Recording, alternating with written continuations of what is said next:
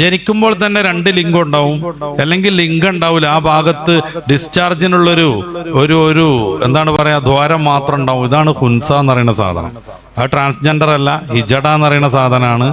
അതിന് നമ്മുടെ ഇംഗ്ലീഷിൽ ഇന്റർസെക്സ് എന്നാണ് പറയുന്നത്. ഇത് സാധാരണ ഒന്നുകിൽ ആണാണ് അല്ലെങ്കിൽ പെണ്ണാണ്. അതെങ്ങനെ തീരുമാനിക്കുക? ഫിഖ്ഹിലൊക്കെ വ്യക്തമായ രീതിയിലുണ്ട്. 2 ലിംഗമുള്ളതിൽ ഏതാണ് കൂടുതൽ പ്രവർത്തനക്ഷമം അതായിട്ടാണ് അവരെ പരിഗണിക്കുക. മറ്റേ ലിംഗം ശരീരത്തിന് കേടൊന്നും വരാത്ത വിധാണെങ്കിൽ അത് കട്ട് ചെയ്ത് ഒരു സർജനെ കൊണ്ട് കട്ട് ചെയ്ത് മാറ്റിയാൽ പൂർണ്ണമായ പുരുഷനോ പൂർണ്ണമായ സ്ത്രീയോ ആയി മാറും. അതെങ്ങനെ പ്രവർത്തനക്ഷമത തീരുമാനിക്കുക? അതിനും കുറെ മാർഗങ്ങളുണ്ട്. മൂത്രമൊഴിക്കുന്നത് ഏതിലൂടെയാണ് നോക്കണം. 2ലൂടെയും മൂത്രം വരുന്നുണ്ടെങ്കിൽ സ്റ്റാർട്ടിങ് ഏതിലൂടെ നോക്കണം. അപ്പൊ സ്റ്റാർട്ടിങ്ങിലൂടെ വരുന്നതായിരിക്കും അവരുടെ സെക്സ്.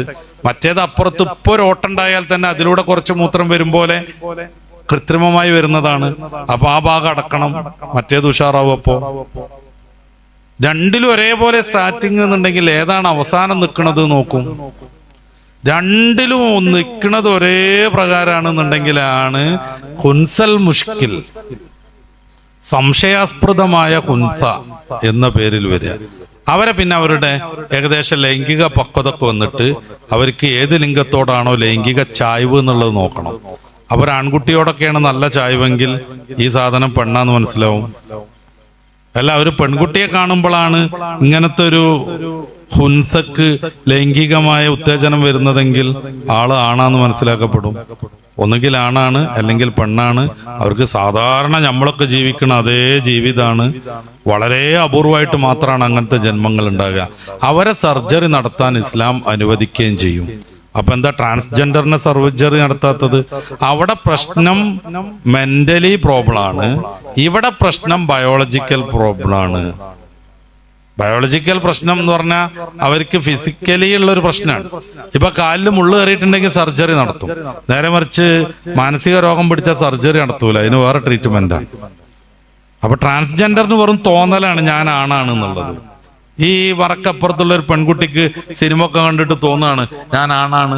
പിന്നെ അവര് അതിനുള്ള പരിപാടിയായിട്ട് മുന്നോട്ട് പോകുമ്പോ മോളെ നീ ആണല്ല നീ പെണ്ണാന്ന് ബോധ്യപ്പെടുത്തുകയാണ് വേണ്ടത്.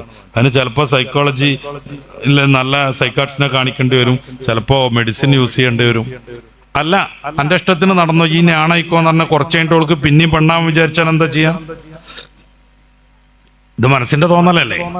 ഒരാണിന് പെണ്ണാകാൻ തോന്നി, അവന്റെ വൃഷ്ണവും അവന്റെ ലിംഗമൊക്കെ ഛേദിച്ച് കളഞ്ഞ് സിലിക്കണൊക്കെ കുത്തിവെച്ച് അവിടുത്തെ സ്ഥനമൊക്കെ വർദ്ധിപ്പിച്ചു, നിതമ്പൊക്കെ വലുതാക്കി, താടിമീശൊക്കെ ഹോർമോൺ കുത്തി കളഞ്ഞ് കുറച്ച് കഴിഞ്ഞപ്പോ അയാൾക്ക് ഇനി ആണാവണം തോന്നിയാൽ എന്ത് ചെയ്യാൻ പറ്റും? ഒന്നും ചെയ്യാൻ പറ്റൂല.